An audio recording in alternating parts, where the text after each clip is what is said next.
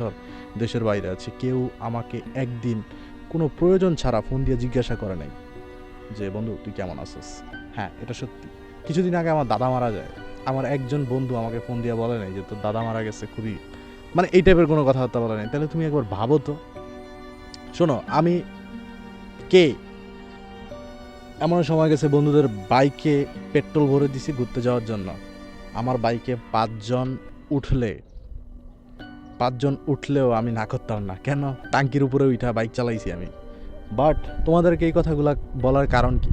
শোনো, একদিন অনেক দিন আগের কথা, আমি আর আমার বন্ধুরা আড্ডা দিতে গেছি। ওরা ছিল ওয়াশরুমে, আমি ওয়াশরুমের বাইরে ছিলাম। ঠিক ওই মুহূর্তে আমার এক বন্ধু আরেক বন্ধুরে বলতেছে, যেই শুনছস, আমাদের কাছে তো সিগারেট খাওয়ার টাকা নেই। তো আমার আরেক বন্ধু বলতেছে, আমার কথা বলতেছে, কে আছে তাহলে কি করতে? সো তুমি ভাবো একবার তাদের সাইকোলজি কতটা ডার্ক হয়। তুমি তোমার বন্ধু নামক যেই মানুষগুলোর জন্য